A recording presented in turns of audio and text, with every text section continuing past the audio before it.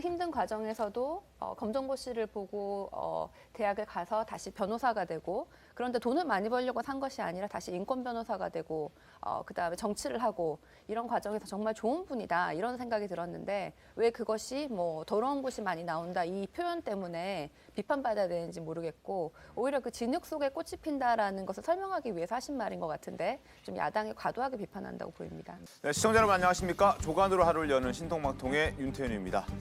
지난 금요일 울산에서 극적으로 갈등을 봉합한 국민의힘 선대위가 오늘 오후 2시에 공식 출범합니다. 쉽게 정리되기 힘들어 보였던 그동안의 갈등이 마치 짜고 친 것처럼 한순간에 일사천리로 봉합이 됐는데요. 윤석열 후보는 이준석 대표와 김종인 전 위원장과의 갈등을 동시에 정리하면서 첫 번째 리더십 일단 통과했다는 평가가 나오고 있습니다. 자, 오늘 신통방통 첫 소식 국민의힘부터 가보겠습니다. 먼저 영상 하나 보시죠.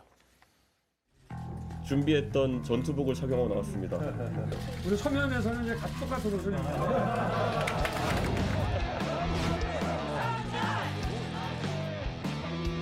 이준석 대표님 화이팅! 윤석열 후보님 화이팅! 윤석열! 이준석 화이팅! 앞으로 우리가 이 공약 개발을 어떻게 해나갈 것이냐, 뭐 그런 점에 관해서 몇 가지 얘기를 보고 나오는 그래 큰 부분에 대한 말씀을 좀 들은 것 같고, 정책이나 공약 이 부분을 그 부분 또 전문가시니까.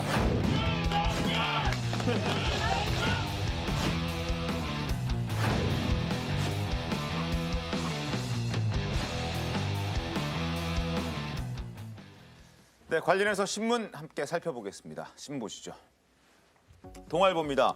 윤석열 부산에서부터 북상하겠다. 자, 이준석과 지금 빨간색 후드티를 맞춰 입고 유세에 나선 모습 여러분 함께 하고 계십니다. 일단 뭐 이준석 대표가 선거 운동을 기획하는 그 전권을 부여받았고, 그 전부터 준비해왔던 이 빨간색 후드티를 울산 합의 이후에 부산으로 대동단결하는 행사를 하면서 맞춰 입었는데요.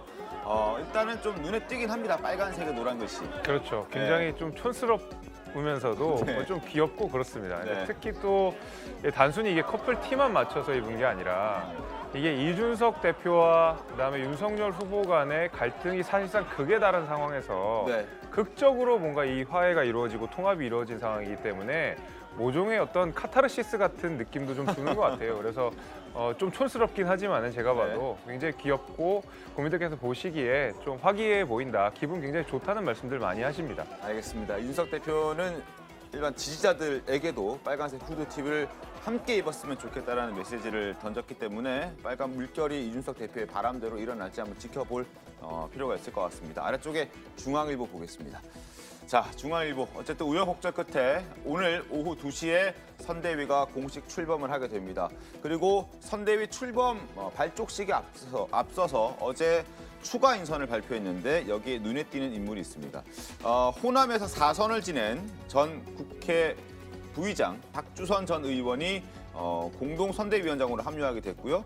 그리고 오세훈 서울시장 그 보궐선거 때 유세에 올라서 화제를 모았던 노재승 씨가 이번에 공동 선대위원장에 합류하게 됐습니다. 이 어떤 의미들이 있을까요?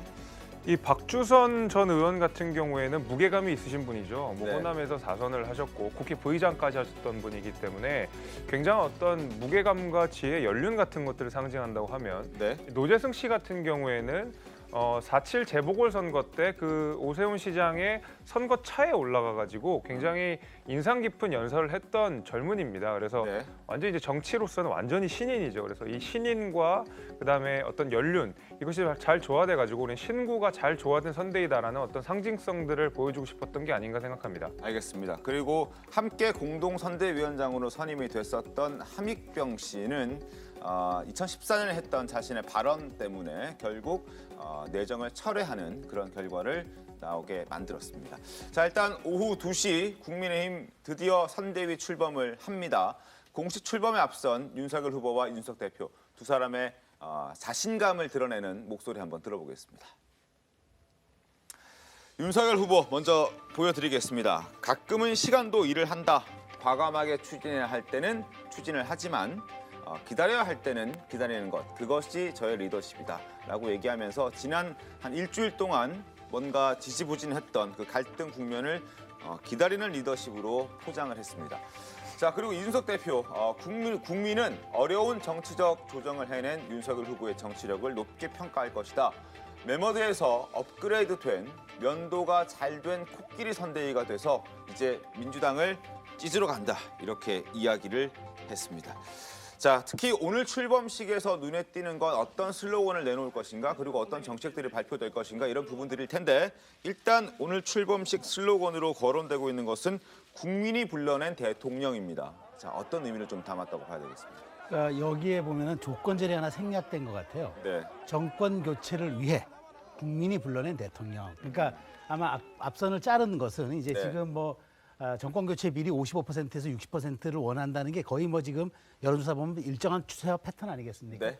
그렇기 때문에 나는 그 이제 말하자면 윤석열 후보는 사실상 영선인데다가 그다음에 어떤 정무직도 거치지 않았고 오직 네. 임명직만 거쳐서 이까지 온 사람이라 그러면은 그렇게 된 사람이었지만 결국은 국민이 불러내서 나를 정권 교체 소명과 그 임무를 맡기지 않았느냐라는 걸 강조하고 싶은 거겠죠. 그러면서 이제 인내가 내 리더십이다 이렇게 이제 강조했던 얘기들은 그동안 검찰총장으로 보여줬던 상명하복의 리더십 네. 혹은 추진력, 공정, 정의 이런 것뿐만 아니라 이제는 내가 조율하고 갈등도 조정하고 그다음에 통합과 융합의 리더십을 보일 수 있다라는 두 가지 장점을 보인다는 측면에서 그 인내가 내 리더십이라는 것에 포함한 정권 교체를 위해서 국민이 불러낸 대통령. 이거는 지금 여론조사 추세와도 밀접하게 관련이 있고 또 윤석열 후보가 지금 소구하는 지향점을 정확히 보여준 슬로건. 아마 뭐 김한길 위원장이 지었다고 하는데 네. 하여튼 저는 그런 데 성격을 맞춘 그런 슬로건으로 생각이 됩니다. 네.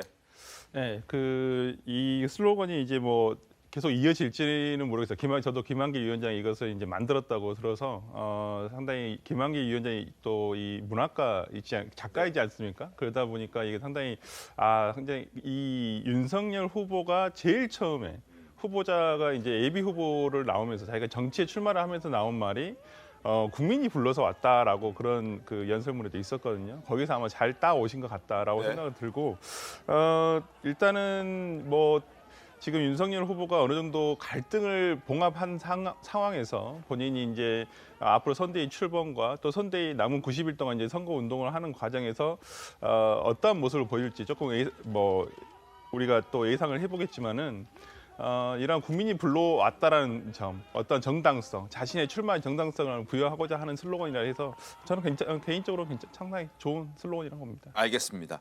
자, 그렇다면 지금부터는 이준석 대표와 김종인 전 위원장과의 갈등 봉합의 그 과정, 막전, 막후 상황을 한번 짚어보겠습니다. 먼저 이준석 대표와 윤석열 후보는 극적으로 화해한 후에 커플티, 빨간색 후드티를 함께 입고 원팀을 강조했는데 바로 이때 등장한 게 커플티 빨간색 후드티였고 갈등 봉합의 상징으로 꼽히고 있습니다. 남다른 사연을 지녔다고 하는데 먼저 커플티를 맞춰 입은 두 사람의 모습부터 다시 한번 보겠습니다. 지난 2012년 선거 때도 대통령 선거 때도 TK 지역에서 약 65% 가까운 지지율을 저희가 이끌어냈습니다. 준비했던 전투복을 착용하고 나왔습니다. 다른 의미가 있는 게 아닙니다. 정말 많은 젊은 세대가 후보와 사진 찍고 싶어하고 또 소통하고 싶어하는 것을 제가 현장에서 목격했습니다. 부산에서 65%그 이상을 또 달성하기 위해서는 하나는 옷을 우리 서면에서는 이제 같이 똑같은 옷을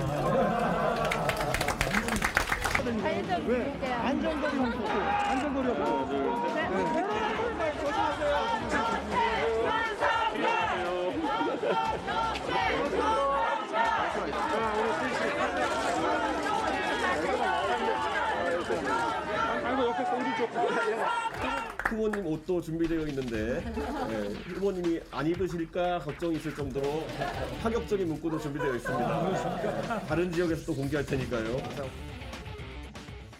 자, 지금 울산으로 급히 내려간 윤석열 후보가 윤석 대표에게 약속한 것은 선거 운동의 기획과 관련해서는 전권을 주겠다는 거였습니다. 그러면서 이제 윤석 대표가 기획하고 결정한 것, 그리고 뛰라면 뛰겠다 이렇게 얘기하기도 했었는데, 자, 저런 말들이 윤 후보의 저런 말들이 김재섭 위원님, 이 대표의 마음을 좀 움직인 거 맞습니까?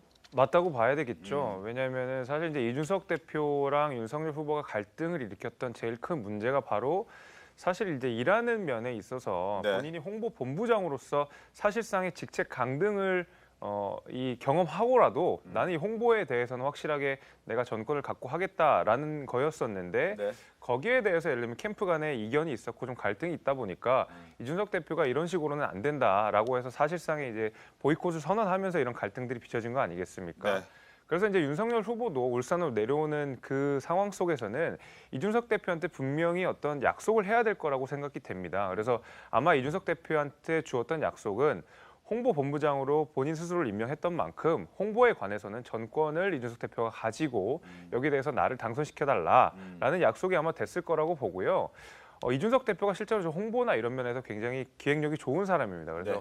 우리가 지난 그 보궐선거 때도요. 네, 오세훈 네, 시장 네. 때도 말하자면 젊은이들을 유세차에 올리는 그런 일들도 사실 이준석 대표가 상당 부분 아이디어를 내 가지고 기획을 한 부분이었거든요. 그래서 보시면 이제 뭐 우리 유권자들도 이런 후드티에 문구를 새겨서 같이 우리 선거 활동에 동참해달라라는 식으로 참여형 선거 운동들을 많이 기획을 했던 사람이기 때문에 아마 그런 일환으로서 저런 후드티도 내보였던 것 같고 윤석열 후보도 커플티를 입었던 것은 아마 이런 이준석 대표가 전권을 가지고 후보에게 입으십시오라고 요청을 해서 후보도 흔쾌히 여기에 수락을 해가지고 같이 이렇게 둘이 이렇게 커플티를 입은 모습으로 아마 등장을 하지 않았나 싶습니다. 알겠습니다. 이준석 대표는 일단 빨간 바람을 좀 일으키고 싶어 하는 것 같은데 SNS에 이런 글도 올렸습니다. 화면 보겠습니다.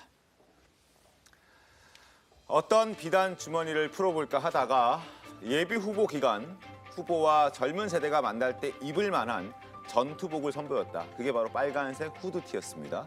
한 달 전에 만들어둔 옷인데 울산에서 합의가 되면서 서울에서 긴급하게 수송해왔다라고 밝혔습니다. 앞으로 후보가 가는 곳마다 빨간색, 붉은 색상의 옷에 노란 글씨로 자신만의 의상을 만들어 입고 오시는 분들은 자기가 이준석 대표가 현장에서 직접 챙기고 그 메시지를 국민들께 알리겠다라고 얘기를 하고 있습니다. 자, 사진 찍고 싶으면 말씀하세요. 말씀 주세요라는 게 이제 이준석 대표의 저 후드티에 적힌 글귀였는데 어쨌든 저걸 보면 과거 보궐선거 때 왜 그 지코 아무 노래 그 챌린지가 있지 않았습니까? 네, 그렇죠. 비슷한 걸 좀 한번 꿈꾸는 것 같아요, 이준석 그러니까 대표. 이준석 대표가 소구하는 지향점을 정확히 보인다 이렇게 보여지는데 또 사실 국힘의 힘이 또 상징색이 붉은색이잖아요. 그렇죠. 붉은색에다가 이제 노란색은 사실 또 노무현 대통령 노제 때 쓰였던 아주 또 상징적인 색깔이기도 하죠. 노사모의 색깔이기도 하죠. 그러니까 그런 것들을 섞어서 어쨌든 지향하는 점을 청년과 2030 분명히 하겠다는 뜻 같고 그다음에 붉은색이 중간에 쓰면 굉장히 주목도가 높아요. 그런저런 것들을 고려한 이준석 대표의 일종의 하나의 전략, 그다음에 홍보 기획 이런 차원이 아닐까 싶은 생각이 듭니다. 그 최지은 대변인님, 챌린지가 좀 벌어지겠습니까? 지금 어떻게 전망 좀 하십니까? 뭐 저 빨간 옷 후드티 네, 네, 말씀하시는 네, 네, 거죠. 네, 뭐 민주당 같은 경우에도 파란 데이라고 매주 수요일은 모든 사람이 파란 옷을 입고 인증사실을 올리고 이런 것을 이제 진행하고 있습니다. 사실 저는 이준석 대표가 뭐 비단 주머니가 있다 그래서 엄청난 전략이 있는 줄 알았는데 그 중에 하나가 뭐 빨간 후드티라는 것이 비단 주머니가 뭐 이런 것이었나 그래서 약간 실망스러운 면도 있지만 그럼에도 불구하고 부산에서 저렇게 많은 인파에 둘러싸여서 뭐 후드티를 입고 있는 모습이 사실은 보기가 좋았고요. 네. 뭐 이렇게 잘 봉합이 되어 보인다. 겉으로는 그렇게 보인다. 실제 뭐 아직까지 선대위가 완전히 구성된 것이 아니고 아직까지 인선이 끝난 것이 아니라서 그때 윤핵관이라든지 이런 분들에 대한 상황은 모르겠지만 저 모습은 굉장히 보기 좋았던 것은 사실이고요. 네. 다만 이준석 대표가 훨씬 더 인기가 많아 보이더라. 그리고 사람들도 뭐 이준석 대표한테 사인을 받으려고 하든지 뭐 사진을 찍으려고 그러고 윤석열 후보는 좀 이렇게 그냥 뒤에서 이렇게 서 있는 이런 모습이 많이 보여서 이준석 대표가 정말 후보인가 이런 느낌도 좀 받았습니다. 알겠습니다. 자, 그리고 이준석 대표의 마음을 움직인 또 하나가 있습니다. 바로 새로운 인물의 등장이었는데 지난 서울시장 보궐선거 당시에 오세훈 시장 유세 연설로 화제를 모았던 노재승 청년 사업가가 공동 선대위원장으로 영입됐는데 이 역시 윤 후보가 이 대표의 마음을 설득하는 데 영향을 미쳤다라는 해석과 분석이 나오고 있습니다. 자, 누군지 당시 화면 다시 한번 보겠습니다. 서울 마포구에서 사업을 운영하고 있는 37세 노재승이라고 합니다. 반갑습니다. 저는 당 관계자는 아니고요. 동원된 인력도 아닙니다. 저는 제 주변에 있는 동생들이 저에게 선거를 할 때 어떤 후보를 뽑아야 되냐고 물어보면 저는 그렇게 얘기합니다. 모든 사람에게는 공과 과가 있다. 잘못도 있고 잘한 것도 있다. 그걸 같이 살펴보고 실제로 일을 해본 사람한테 투표를 해라. 우리 시민들이 십시일반으로 모아준 세금 다시 전 시민들한테 10만 원씩 나눠주겠다는 후보를 뽑으시겠습니까? 아니면 서울 시민의 복지, 혜택으로 돌려주겠다는 후보를 뽑으시겠습니까?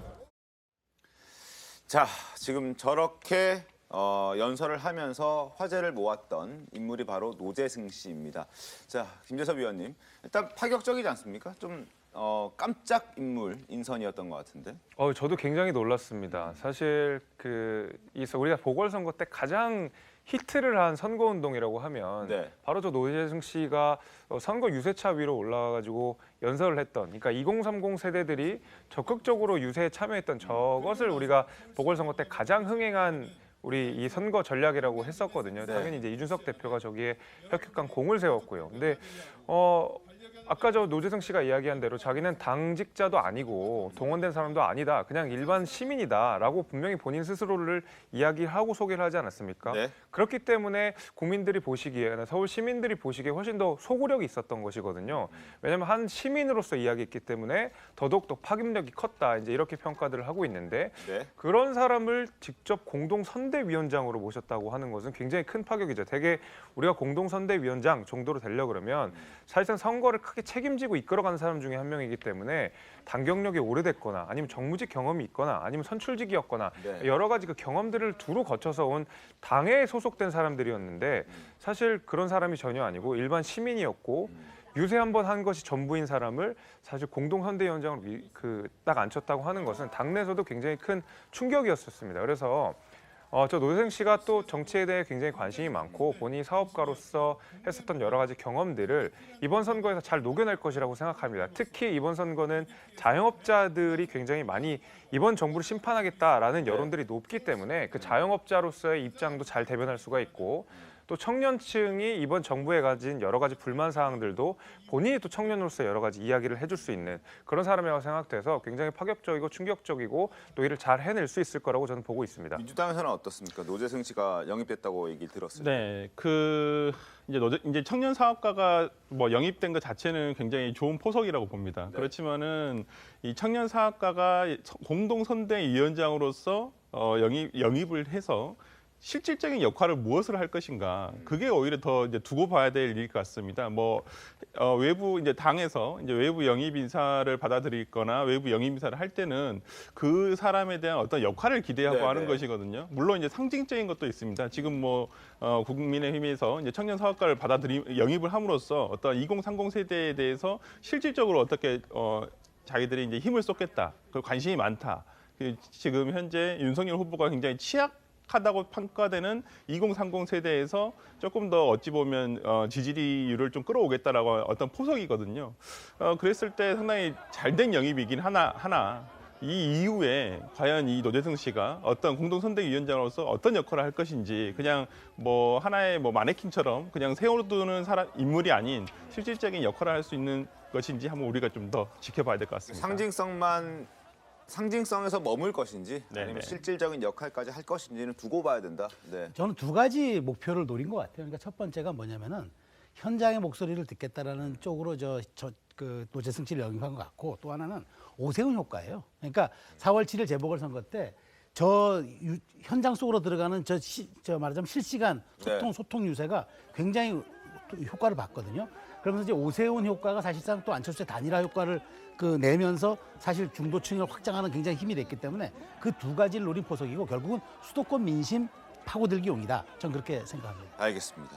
자, 울산 회동은 윤석열, 이준석 두 사람의 갈등 봉합뿐만 아니라 김종인 전 비대위원장의 총괄 선대위원장 수락이라는 성과까지 도출했다. 이렇게 평가를 많이 하고 있습니다. 한편은 드라마 같은 연출이었다는 평가도 나오고 있는데, 자, 김종인 전 비대위원장의 목소리 한번 들어보겠습니다. 솔직히 해서 내가 무슨 허수아비 노릇은 할 수 없잖아. 내가 늘 얘기하잖아요. 100% 확신이 없으면 안 한다고. 내가 무슨 한두 번 경험해본 사람도 아니고 확신이 서지 않는 일은 안 한다고 내가 늘 그러잖아요. 위원장님 없이 이제 선대위 인선원을 대충 다 끝냈다라는 보도도 좀 나왔는데 그러면 나는 더욱 편하고 좋지 뭐. 나는 전혀 모른다니까. 나는 이런 상황에 대해 전혀 모른다고. 몰라서 나가 뭐 할 말이 없어. 내가 할 일을만 하나 부서를 만들어가지고서 해나갈 거예요. 결심이 있으셔가지고 이제 어제 수락을 하신 거예요. 수락을 했으니까 발표를 한 거지. 자, 김재섭 위원님. 자, 네. 결과적으로는 드라마 같은 연출이 벌어졌는데 예정돼 있었던 겁니까? 아니면은 정말 극적으로 타협을 본 겁니까? 진짜 일촉즉발이었습니다. 사실 저도 뭐 내부적으로 여러 이야기들을 들었지만은 네. 사실 많은 중진 의원들이 김종인 위원장의 저 사무실에 찾아가가지고 설득을 했다는 이야기들이 전해지거든요. 네. 사실 김종인 위원장과 윤석열 후보가 완전히 이제 결별한 것이 아니냐라는 보도가 계속 나왔을 때도 사실은 뭐 권성동 의원도 그렇고요, 네. 김재원 최고위원도 그렇고요, 여러 이 중진들이 가서 설득하는 과정들이 굉장히 많이 있었습니다. 뭐 그런 과정 속에서 아마 김종인 위원장이 마음을 좀 돌린 게 아닌가라고 생각이 되고 네. 실제로 한참 갈등이 고조되던 시기에 이준석 대표와의 갈등도 고조가 상당히 되었었기 그렇죠. 때문에 사실 이게 선대위가 잘 굴러갈 수 있을까라는 의심들도 굉장히 많았고 당내에서도 걱정이 굉장히 많았었습니다. 하지만 이게 마치 정말 극적인 어떤 장면처럼 마치 짠 것처럼 이렇게 됐었지만은 그 안에서 당직자를 비롯해서 의원들 비롯해서 굉장히 많은 사람들이 이 원팀을 이뤄내기 위해 윤석열, 김종인, 이준석의 어떤 이 삼두 체제를 만들어내기 위해 굉장히 많은 노력을 했었고 그것이 어떤 극적인 결과로서 이렇게 뭔가 약간의 카타르시스 같은 느낌도 주면서 이렇게 극적인 봉합이 됐다고 생각이 돼서요. 사실은 뭐 전혀 예측된 일은 아니었고 저희 입장에서도 굉장히 반가운 일이라고 할 수가 있겠습니다. 알겠습니다. 자, 이렇게 일단 봉합은 했고 오늘 출발을 합니다. 하지만 갈등의 불씨는 남아있다는 얘기도 있습니다. 이른바 삼김 위원장 간의 권한 조정 문제가 언제든지 폭발할 수 있다는 우려가 여전한데 김종인 전 위원장은 어제 김병준 위원장을 겨냥해서 경제에 큰 상식이 없는 사람이다 이렇게 얘기를 하면서 조금은 깎아내렸습니다. 들어보겠습니다. 국가주의자가 따로 있고 무슨 자유주의자가 무슨 따로 있겠어요. 뭐 김병준 위원장이 무슨 일반적으로 경제에 대해서 큰 상식이 없는 사람들은 쉽게 얘기할 수 있는 것이 시장 경제 내세워서 마치 자유주의자처럼 행태하는 거지. 자, 최진 대변인님. 대변인 보시기는 어떻습니까? 뭐 겉으로는 좋아 보이지만 아직까지 갈등이 완전히 해결된 것은 아니죠. 그 윤핵관이라고 얘기됐던 많은 분들의 조치가 어떻게 됐는지도 모르고 네. 그리고 지금 얘기한 이 김병준 이분 같은 경우에도 자유주의자를 내세웠다고 하는데 그러면은 김종인 위원장하고는 굉장히 철학이 다른데 이런 분들이 같이 선대위에서 어떤 메시지를 내어놓을까 좀 우왕좌왕하지 않을까. 그리고 실제로 정권을 잡는다고 그래도 또 어떤 정권이 어떤 철학에 나올지가 상상이 가지 않거든요. 너무 다른 사람들이 있기 때문에. 이건 윤석열 후보도 마찬가지인데 뭐 120시간이라도 일하게 해야 된다. 네. 없는 사람은 부정식품이라도 먹게 해야 된다. 아주 극도의 자유주의자 같은 발언을 했는데 김종인 위원장 같은 경우에는 기본소득도 찬성하고 있지 않습니까? 그래서 이런 분들이 철학을 공유하지 않는데 어떤 식으로 결과가 나올지는 좀 의구심이 들죠. 그럼에도 불구하고 김종인 위원장의 장점은 국민의힘을 좀 좌클릭하게 하는 면이 저는 그 큰 힘이라고 생각을 합니다. 중도로 이끄는 힘? 지금 조금 더 왼쪽으로 이끄는 그래서 중도에 가까워지게 그래서 양극화라든지 이런 데 대한 어떤 비전을 내어놓으실 것인지에는 좀 기대를 가지고 보게 됩니다. 알겠습니다. 자, 민주당에서도 얘기가 나오고 있습니다. 이준석 대표와의 봉합 그리고 김종인 전 위원장의 총괄선대위원장 수락에 대한 어떤 평가를 했는지 한번 들어보겠습니다. 국민의힘이 이준석 대표의 선대위 참여 거부로 불거진 내부 갈등을 김종인 위원장 중심의 삼김 선대위라는 반창고로 봉합했습니다. 국민은 안중에 없이 권력 암투에만 혈안이 되어 있는 문고리 윤핵관들의 실체도 드러났습니다. 이준석 대표는 김종인 위원장을 지켜 신윤핵관이 되려 하고 윤 후보는 구윤핵관들을 지켰습니다. 국민께 사과 한마디 없이 폭탄주에 취해 만든 봉합의 결말이 고작 구태 3김 선대위라는 점도 유감스럽습니다. 네, 박찬대 수석 대변인의 목소리를 들었는데 어떻게 좀 평가하십니까? 뭐 저 민주당에서 이제 뭐 오늘 국힘이 선대위 출범하니까 네. 우려감을 표명하는 것 같고요. 저는 이렇게 봅니다. 그러니까 이제는 기획 이준석, 관리 김종인, 실행 윤석열로 이렇게 삼두 체제가 구축이 됐다고 봅니다. 그러니까 결국엔 그렇습니다. 이번에 윤석열 후보가 상당히 얻은 소득이 뭐냐? 네. 그동안 당이 여러 가지 이제 막 신주륜이 구주륜이 또 뭐 홍준표 의원의 불참이 여러 가지 시끄러웠는데 이번 다 정리가 됐어요.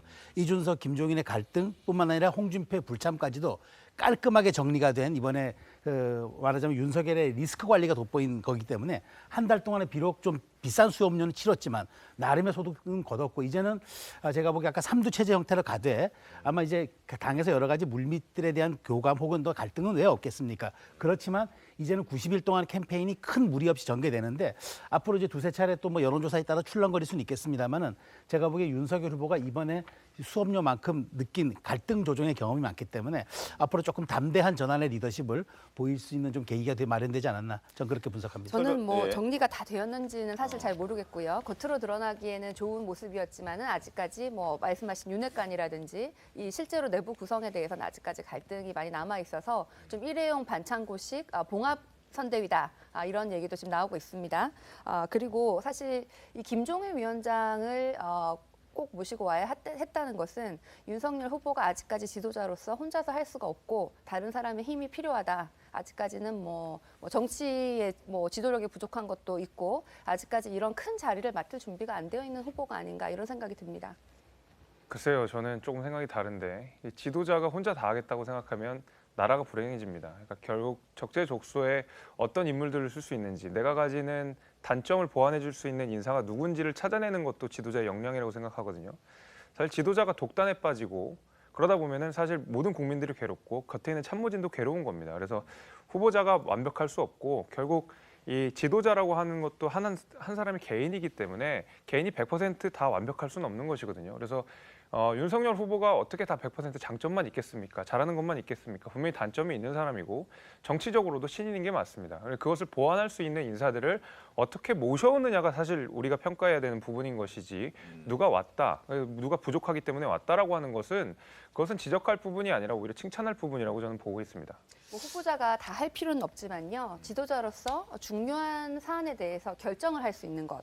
그리고 앞으로 어떤 나라를 만들 건지 그 비전을 내어놓을 수 있는 것. 그것만큼 양보할 수 없는 자질이라고 생각하는데 알겠습니다. 아직까지 윤석열 후보의 비전도 모르겠고 본인과 굉장히 비전이 달라 보이는 분들만 이렇게 모시고 오는 잡탕밥 봉합 일회용 선대위라는 평들이 있습니다. 알겠습니다. 홍준표 의원이 잡탕밥 얘기를 하긴 했었죠.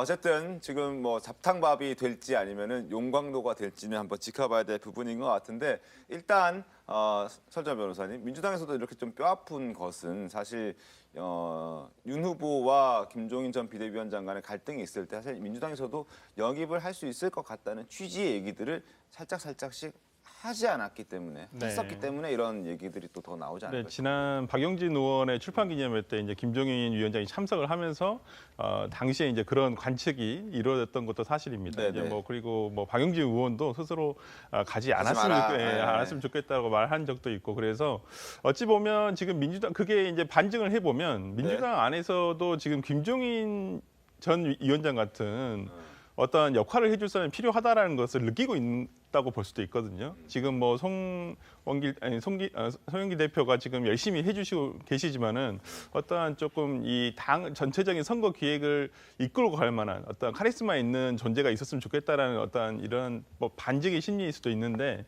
그런 면에서는 어떻게 보면 김종인 위원장이 국민의힘에 합류되지 않았으면 하던 것이 어찌 보면 속마음이었다고 볼 수도 있었을 것 같고.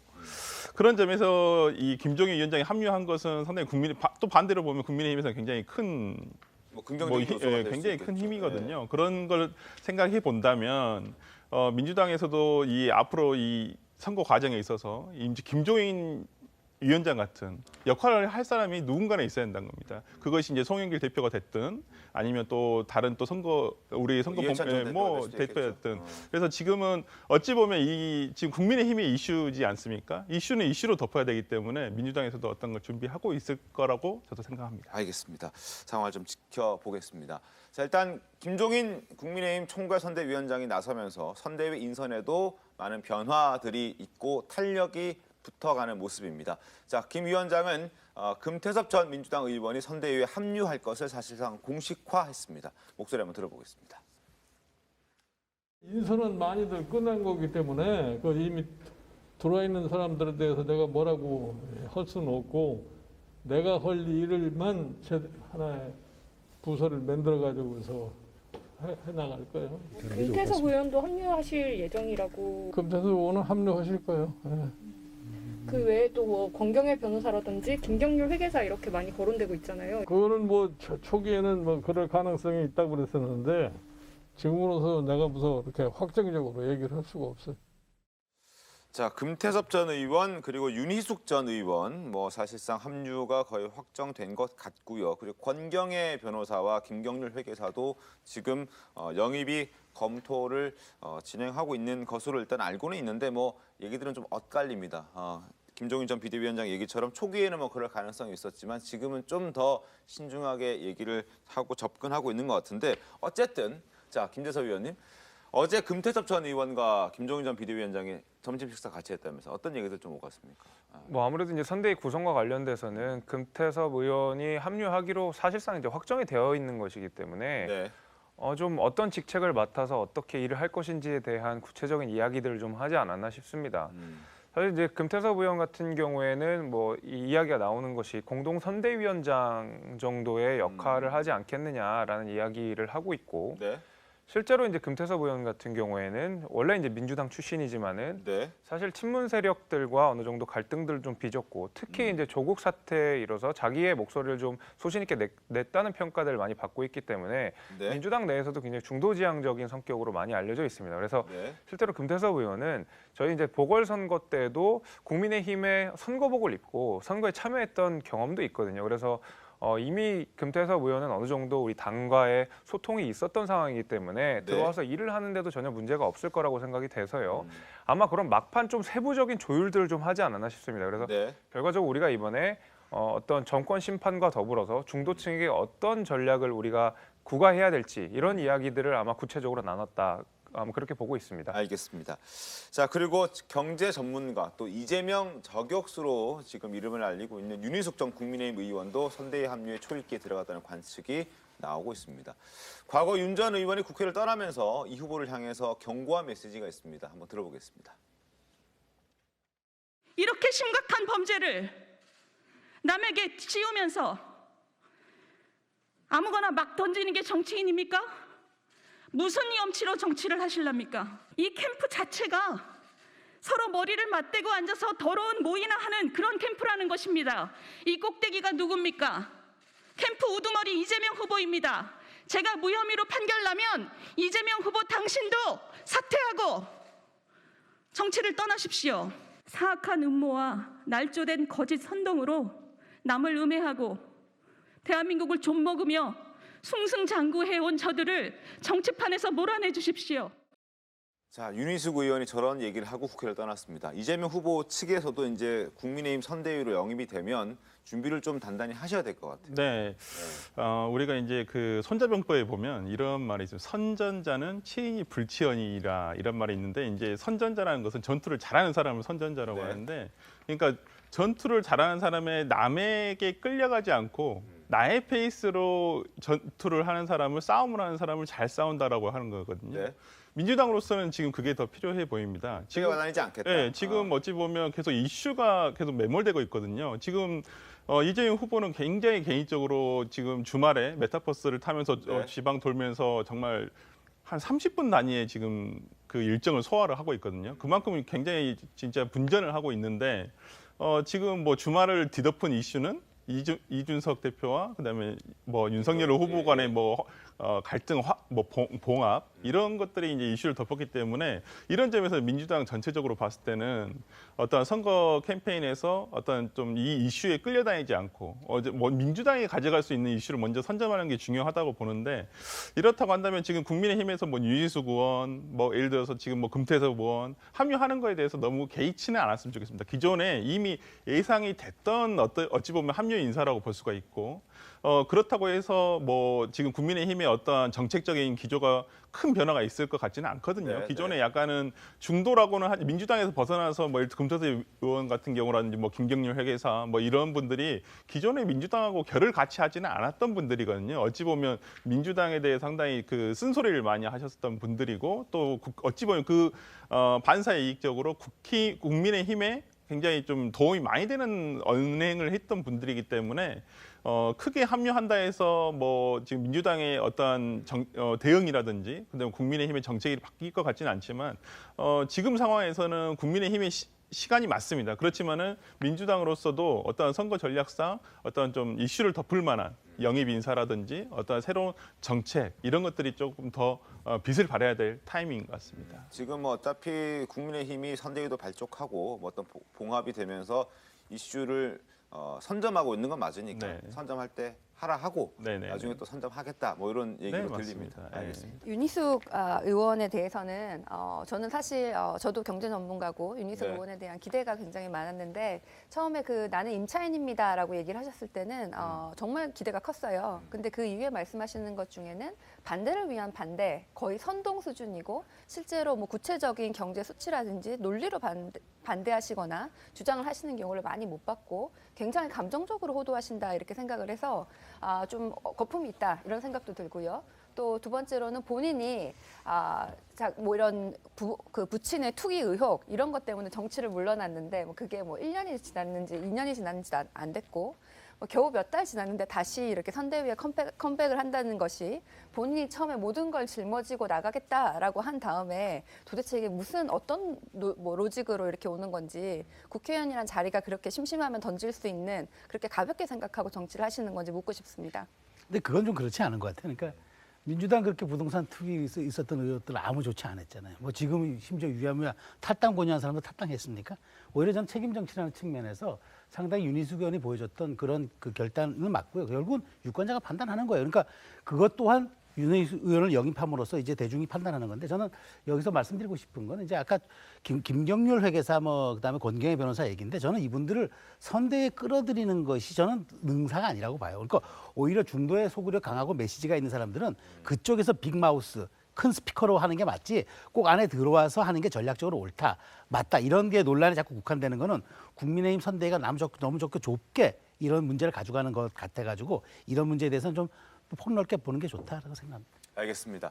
자, 지금 금태섭 전 의원, 윤희숙 전 의원 영입이 거론되고 있는데 사실 앞서도 말씀드렸지만 노재승 씨랑 박주선 전 의원을 영입하는 과정에서 함익병 의사도 영입을 함께했습니다. 하지만 여기서는 문제가 발생했습니다. 과거 함익병 씨가 했던 발언 때문에 결국 발목을 잡게 됐고 내정 7시간 만에 철회하는 그런 상황까지 갔는데 어떤 발언이 문제가 됐는지 한번 살펴보겠습니다.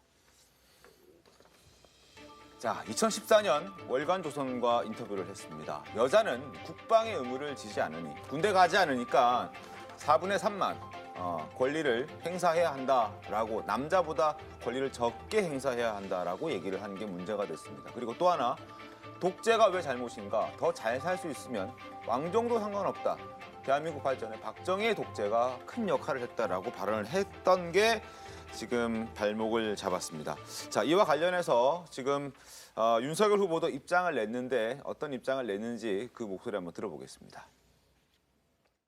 함익병 원장, 선대위원장도 임명이 됐는데 과거 발언이 조금 논란이 되고 있더라고요. 그래서 나도 뭐 2014년에 그 발언에 대해서는 우리가 뭐 챙겨보지는 못했는데 그 부분에 대해서 본인이 뭐 그 경위라든지 뭐 이런 거에 대해서 국민들에게 좀 납득할 수 있는 그런 그 설명이 있으면은 그때 그러니까 아직 뭐 그 확정해가지고 임명한 건 아직 아니니까. 자, 설명이 있으면은 내정한 것을 임명할 수도 있다라는 취지로 저 당시에는 얘기했습니다만 결론적으로 말씀드리면 철회했습니다. 설조 변호사님 어떻게 보십니까? 그러니까 영입 과정에서 각 당에서 지금 영입이 외부 인사를 굉장히 영입을 많이 하고 있지 않습니까? 그런 과정에서 어찌 보면 뭐 평판조회라든지 아니면 과거의 발언 같은 것들은 꼭 챙겨봐야 되는데 이런 시스템이 시스템 내에서 추천이 돼서 이게 뭐 임명 추천이 된 것인지 아니면 뭐 개인적인 후보 주변에서 어떤 사적인 관계가 작용을 해서 이게 추천이 된 것인지 좀 모르겠습니다만은 이런 부분들은 뭐 국민의힘도 마찬가지고 네. 민주당도 마찬가지고 어떤 영입 이제 외부 영입 인사를 할 때는 조금 시스템적으로 조금 해야 되지 않을까 여러 가지 평가라든지 솔직히 좀 이런 부분에 있어서는 뭐 국민의힘도 굉장히 아쉬운 부분이죠. 공동선대위원장까지 내정을 했었었는데. 네. 과거의 발언, 특히나 함익병 씨 같은 경우는 뭐 숨겨진 인물이 아니라 과거의 방송에서 이런 발언 때문에 하차가 됐던 분이거든요. 그렇기 때문에 이런 점 좀 더 세심하게 살펴봤어야 되지 않나라는 생각이 듭니다. 알겠습니다. 자, 지금부터는 민주당 상황을 좀 살펴보겠습니다. 자, 지난 주말 2박 3일 일정으로 전북을 찾은 이재명 후보 지지자들 앞에서 출신이 비천하다라면서 가족사 이야기를 꺼내놨습니다. 영상 보겠습니다.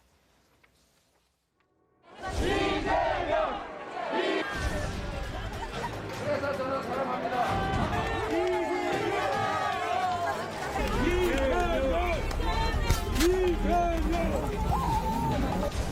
정치인을 믿지 마십시오. 이재명도 믿지 마십시오. 잘못됐으면 언제나 소환하고 잘못이 있으면 언제나 지적하고 고칠 점이 있으면 고쳐주십시오. 뒤로 가서 찍어주세요. 이번에 꼭 이재명! 공개하게 해주세요. 누가 흉보더군요. 그 집안이 엉망이라고. 그러나 정말 저 열심히 살았습니다. 나쁜 짓 하지 않았습니다. 제 출신이 미천하면 저의 잘못이 아니니까 저를 탓하지 말아주십시오. 군사 정권이 안 되는 것처럼 검찰 정권도 결코 있어서는 안 됩니다. 자, 관련해서 신문도 함께 살펴보겠습니다. 자, 신문 보시죠. 조선일보입니다. 자, 앞서 영상으로 잠깐 확인하셨듯이 이재명 후보가 어제 전북을 찾아서 청서부 아버지, 비천한 집안, 가족사 이야기를 꺼내면서 감정이 호소하고 있는 그런 상황입니다.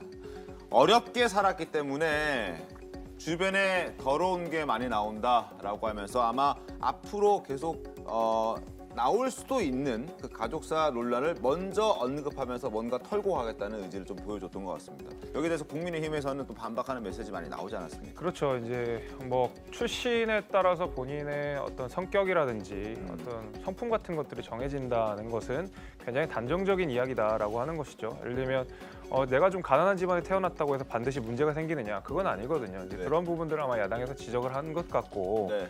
지금 사실 원래 우리가 선거가 그 구도, 인물, 바람 이렇게 이야기를 하는데 구도에 있어서는 지금 조금 불리한 상황이죠. 정권 교체 여론이 높기 때문에. 그래서 인물론을 적극적으로 부각하는 과정 속에서 본인을 향한 여러 가지 의혹점들을 돌파해 내려낸 그런 시도의 일환으로서 지금 보여집니다. 알겠습니다. 자, 다음 신문 보겠습니다. 아래쪽에 중앙일보 함께 확인해 보시죠. 자, 조동현 씨 이야기입니다. 조동현 씨 측에서 이런 얘기를 했습니다. 새롭게 나온 얘기인데 성폭력으로 임신을 했다. 다만 종교적인 신념으로 인해서 그 생명은 챙겨야만 했고 그리고 지금도 아주 잘 챙기고 있다라고 얘기를 하고 있습니다. 군 문화 탓 그리고 신고는 엄두내지 못했다라고 주장하고 있고 더 이상의 자녀를 향한 그러한 신상 털기는 심각한 아동 학대로 비춰질 수도 있기 때문에 자제해달라는 목소리를 내고 있습니다. 잠시 뒤에 이 이야기까지 저희가 한번 해보도록 하겠습니다. 자, 앞서 영상에서 확인하셨고 신문에서도 보여드렸듯이 이재명 후보는 출신에 대해서 얘기를 하고 있습니다. 미천한 것이다. 그러나 그 출신이 미천한 것은 나의 잘못은 아니다. 탓하지 말아달라 라면서 가족 이야기를 자세하게 했습니다. 이어서 더 확인해 보겠습니다. 아버지는 시장의 화장실 시장 청소부, 요즘 말로 환경미화원을 하셨고 어머니는 화장실 지키면서 휴지 팔고 살았습니다. 저희 큰형님 건설 탄광 광부하시다가 추락 사고 당해가지고 왼쪽 다리 잘랐습니다. 이번에는 오른쪽 발목까지 잘랐다고 며칠 전에 연락 왔더군요. 아시는 바대로 정신질환으로 고생하던 형님은 돌아가셨습니다. 제 여동생은 야구르트 배달하고 미싱사 하다가 화장실에서 죽었습니다. 산재 처리도 못했습니다. 제가 출신이 비천합니다. 비천한 집안이라서 주변에 뒤지면은 더러운 게 많이 나옵니다. 제가 태어난 걸 어떡하겠어요? 그러나 이대였습니다. 그러나 진흙 속에서도 꽃은 피지 않습니까?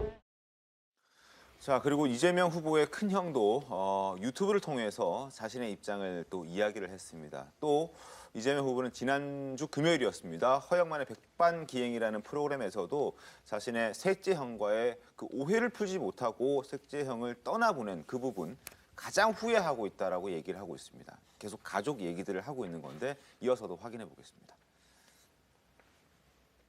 아버지 오늘 아저씨 들어주고 제일 후회되는 일, 이거 그때 잘못했다.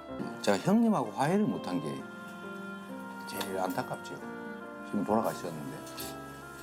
사실 그때는 내 어머니가 어쨌든 아주 매우 공경에 처했고 결국은 그 어머니를 두고 다퉜던 그 일에 대해서 대화도 못 해보고 그냥 가셔버려서 참 어떻게든지 그걸 한 번은 서로 터놓고 얘기했어야 되는데 하는 그런 안타까움이 있죠. 자, 가족사를 쭉 공개를 했습니다. 지난 주말을 거치면서. 가족사, 설자 변호사님, 이 가족사를 계속 얘기하는 이유는 어디 있습니까? 캠프에서는 어떤 전략을 일단 이 가족사에 대해서 얘기한 것이 기존에 이제 가족들과 관련된 어떤 그 후보자 이재명 후보에 대한 뭐 안 좋은 사실들 뭐 있었던 사실이니까요. 뭐 그거에 대해서 본인도 뭐 계속 얘기를 하고 있었었고 이거에 대해서 먼저 이재명 후보의 어떤 전략이죠. 어떤 안 좋은 점이 있으면 남이 지적하기 전에 본인이 먼저 말을 해서 이거에 대해서 정면 돌파하는 스타일이고 뭐 잘못이 있으면 잘못이 있었다. 또 과거에 이런 일이 있었다면 비판을 받겠다면 거기에 대한 비판은 달게 감수하겠다라고 하는 어떤 정면 돌파의 의지를 보여준 것이고 그렇지만은 어떤 비천하다라는 것이 약간 부각이 됐는데 실제 이제 그 내용을 그 연설의 이제 내용을 들어보면 자신이 그렇기 때문에 어렵게 자라온 환경이었기 때문에 자기는 정말 지금 권한을 가진 지위에 와서도 시장이 됐든 도지사가 됐든 어떤 지위를 가질 수 있는 지위를 가졌지만은 자기는 그렇게 어떤 부정부패라든지 비리를 저지르지 않고 깨끗하게 더욱더 깨끗하게 지내도록 자기는 스스로 다짐했다는 것이거든요. 그런 면에서는 어떤 본인의 각오를 얘기하는 것이었지 본인의 어떤 출신이 그랬다 이런 것은 아니었습니다. 왜 그러냐면 당시 60, 70년대가 아주 어린 시절이었는데 그 당시 대한민국 자체가 전체적으로 지금하고는 굉장히 많이 다르지 않습니까? 우리 이제 부모님 세대 같은 경우에는 그 당시에 잘 사는 층이 오히려 없었었죠. 부유층과 어떤 극빈층이 나눠져 있었던 시절이었고 그런 상황에서 본인의 가족사를 얘기하면서 어떤 본인이 왜 자기의 형제들이 어떤 화장실 청소를 한다든지 그러면서 이제 산재 처리도 못하고 돌아가 있던 부분 그 당시 시장이었습니다. 성남시장이었는데도 자신이 그렇게 어떤 시장으로서의 권한을 남용하지 않았다라는 부분 본인이 앞으로도 대통령이 된다면 측근의 부정부패라든지 또 본인의 부정비리 이런 것은 절대 없을 것이라는 것을 다짐한 것입니다. 알겠습니다. 자, 여기에 대해서 국민의힘과 민주당도 논평을 냈습니다. 어떤 얘기들을 했는지 한번 들어보겠습니다. 이재명 후보가 국민들에게 해명해야 할 수많은 의혹들은 철진한 감성팔이로 극복해 보겠다는 뻔히 보이는 수입니다. 각자의 위치에서 땀 흘리며 정직하게 살아가는 국민을 비하한 발언에 대해 머리 숙여 사죄해야 합니다. 이재명 후보의 진솔한 고백을 악의로 되받아치는 국민의힘의 행태에 참담함을 느낍니다. 이재명 후보의 어려웠던 시절은 우리 서민들의 애환입니다. 자, 그리고 고민정 의원도 페이스북에 글을 남겼는데요. 소개 좀 해드리겠습니다. 어려운 시절을 함께 보냈을 가족에 대해 온갖 거친 말이 오갈 때 인간 이재명은 얼마나 가슴이 찢어졌을까. 진흙 속 연꽃을 봐달라라고 얘기를 했습니다. 국민들과 함께 진흙탕에서 뒹굴며 살아온 그리고 또 나라를 어떻게 운영해야 하는지 아는 이 검증된 이재명 후보에게 여러분 마음을 좀 열어주십시오라고 고민정 의원은 이야기하고 있습니다. 반면 성일종 의원은 가난하게 크면 모두 이재명 후보처럼 사는 줄 아느냐. 두 번 다시 이런 궤변을 하지 말아라라고 비판하고 있습니다. 비천에서도 바르고 올곧게 살며 존경받는 국민들을 모욕하지 말아라라고 얘기를 했습니다. 자, 시청자 여러분께서도 한번 판단해 주셨으면 좋겠고요. 그리고 이 논란과 별개로 온라인상에서 최근 이재명 후보가 소년공 출신이 아니라 소년공이 아니라 소년원 출신이다. 범죄자였다라는 얘기가 나오고 있습니다. 여기에 대해서 이재명 후보는 직접 얘기했습니다. 가짜 뉴스다. 국민을 좀 바로잡아 주십시오라고 얘기했는데 한번 들어보겠습니다. 한 표 찍어 주지 마십시오. 저보고 대통령 되라고 하지 마시고 대통령을 만들어 주세요. 어릴 때 소년원을 갔다 왔다는데 소년공이 아니라 소년원 출신이라더라. 지금 이런 거 막 퍼뜨리고 있잖아요. 그럴 때 그게 아니다라고 친구한테 좀 알려주세요. 사실은 이렇게 이런 좋은 사람이다. 잘할 사람이다. 이런 거 여러분들이 행동해 주셔야 되지 않겠습니까? 자, 최진 대변인님 과거 얘기 참 다양하게 나오네요. 사실 여부를 떠나서. 어떻게 네, 보십니까? 뭐 황당하죠. 뭐 전혀 근거 없는 일이고 사실 왜 이런 이재명 후보의 살아온 일이 비판받아야 될 대상인지 모르겠습니다. 저는 저 후보님께서 대통령 후보자로서 자신이 어떤 사람인지 과거까지 다 밝히는 것이 적절하고 또 그 과정에서 얘기를 들으면서 오히려 뭔가 좀 짠하고 그 힘든 과정에서도 검정고시를 보고 대학을 가서 다시 변호사가 되고 그런데 돈을 많이 벌려고 산 것이 아니라 다시 인권 변호사가 되고 그다음에 정치를 하고 이런 과정에서 정말 좋은 분이다 이런 생각이 들었는데 왜 그것이 뭐 더러운 곳이 많이 나온다 이 표현 때문에 비판받아야 되는지 모르겠고 오히려 그 진흙 속에 꽃이 핀다라는 것을 설명하기 위해서 하신 말인 것 같은데 좀 야당이 과도하게 비판한다고 보입니다. 네. 그 오해가 좀 있는 것 같아요. 사실 우리 국민들이 이재명 후보의 불우한 가족사를 지금 공격하는 게 아니에요. 그러니까 뭐를 얘기하는 게 아니에요. 이재명 후보가 공적 지위가 감당하고 나서부터 일어났던 일들에 대해서 문제를 제기하는 거죠. 성남시장 재직 시에 있었던 형에 대한 강제 입원 논란이라든가 그다음에 국민들이 성남시장으로서 했던 대장동 그 분양에 대한 특혜 의혹의 문제를 제기하는 거지 누가 이재명 후보가 불우하게 살았다고 누가 문제를 제기합니까? 그리고 제가 보기에 굳이 뭐 불우한 가정이었고 어릴 때 어려운 형편이었다 얘기해도 되는데 비천한이라는 단어를 이재명 후보가 쓴 거는 제가 보기에는 전략적 의도가 있다고 봐요. 뭐냐면 그동안에 이재명 후보가 강하다, 추진력이 있다 이런 어떤 브랜드가 있었지만 잘 안 먹히는 상황에서 뭔가 연성화된 캠페인 전략으로 전환하면서 큰절하고 부인과 함께 다니고 이런 전체적인 선거 캠페인 전환의 일환으로 봐야지 갑자기 여기에서 뭐 가족사를 털어놓으면서 본인이 뭐 도덕적인 사람으로 살아왔다 이런 것들을 얘기를 하는 게 아니라 저는 큰 전략의 캠페인 차원으로 보는데 우리 국민들은 이렇게 어렵게 산 사람에게 대해서 오히려 스토리텔링이라고 흑수저라고 격려합니다. 다만 문제가 되는 거는 이재명 후보가 공적 영역의 지위로 들어온 다음에 한 일들에 대해서는 검증의 대상인 거지 그게 비난과 화살을 쏘는 그런 대상은 아니지 않습니까? 네. 그런 점에서 약간 오해가 없었으면 좋겠다라는 말씀 전 드리겠습니다. 알겠습니다. 자, 그리고 또 하나 잠깐 얘기를 좀 해야 될 게 바로 이재명 후보 지지자들이 만든 그 홍보 영상이 상표권 침해 논란에 휘말렸다고 합니다. 서재 변호사님, 이거 좀 해결 좀 했습니까? 네네, 이걸 이제 사용하지 이제 그쪽 그러니까 오뚜기라는 제가 뭐 특정 네네. 브랜드를 얘기해도 되는지는 모르겠지만은, 괜찮습니다. 예, 네.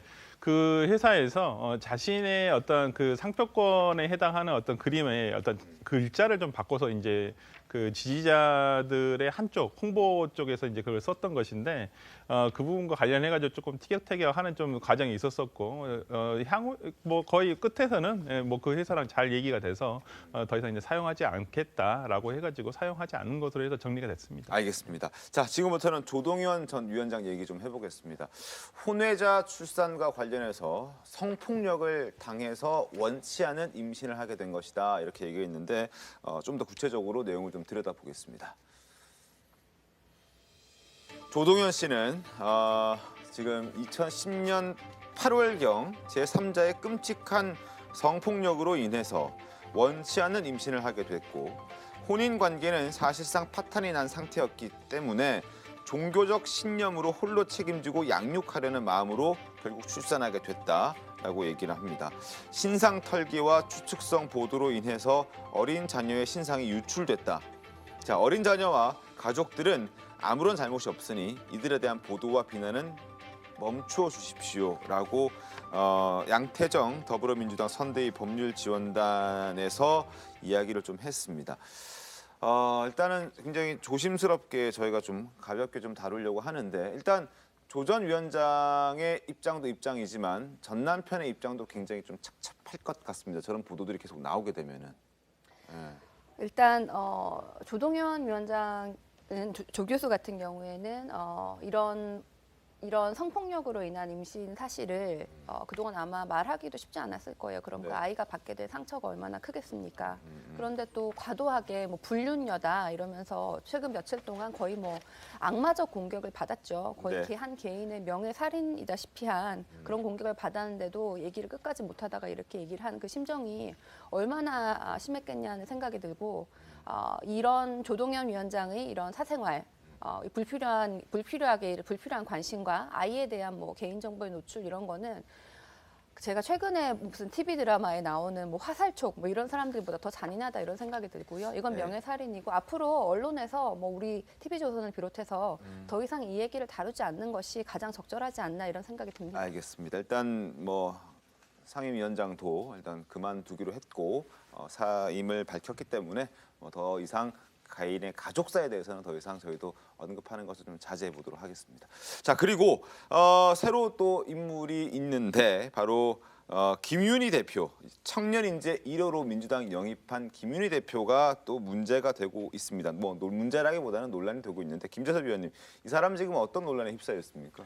일단은 그 민주당 선대위에 지원을 하기 이전에 바로 전날 국민의힘의 그 선대위에 합류하는 것을 타진했다는 그런 얘기가 있었죠. 그러니까 바로 하루 만에 당적을 바꿔서 이제 갔다는 것. 그리고 재보궐선거 때는 또 다른 정당에서 일을 했다는 여러 가지 이제 의혹들이 있고 데이터 전문가라고 표방을 했었지만은 사실 이 김 씨가 운영하는 회사가 좀 약간 정체가 불분명한 회사다. 약간 뭐 소재지도 좀 이상한 데 있고. 회사 자체가 좀 실체가 없다라는 비판을 받고 있어가지고 민주당의 어떤 인재 영입 시스템에 문제가 있는 것이 아니냐라는 지적도 같이 있는 것 같습니다. 네, 알겠습니다. 그런데 이 김윤희 대표가 그 전날까지 다른 당에 타진했다는 거는 명백한 잘못이에요. 뭐 이게 뭐 삼성 갈까 현대 갈까 이렇게 고민하는 것도 아니고 정당이라는 거는 가치를 같이 하는 사람들인데 그럼 이 가치가 하루 만에 바뀔 수는 없잖아요. 그럼에도 불구하고 이 페이퍼 컴퍼니는 본인 SNS에 올린 거 보니까 좀 잘못된 오해고 실제로 회사가 있었고 이분이 경력이 있는 것은 사실이라고 저는 그렇게 보였고 이건 뭐 사실관계를 확인해 봐야 되겠지만 좀 잘못된 의혹도 받고 있는 측면이 있는 것 같습니다. 알겠습니다. 자, 사실관계는 조금 더 확인을 해보겠습니다. 자, 그리고 삼지대 얘기 잠깐 해볼게요. 정의당 심상정 대선 후보와 국민의당 안철수 후보가 오늘 회동 갖고 삼지대 공조 방안을 논의하기로 했습니다. 목소리 한번 들어보시죠. 내년 대선 반드시 승리해서 차별 없는 인권 선진국 모두가 자신 그대로 존중받고 다양성이 존중되는 그런 시민이 선진국인 나라 꼭 만들겠습니다, 여러분. 청년들 문제는 사실 대한민국의 지속 가능성과 저는 동일한 말이라고 생각합니다. 청년이 미래가 보장이 되어야 대한민국이라는 나라가 미래에도 존재할 것 아니겠습니까?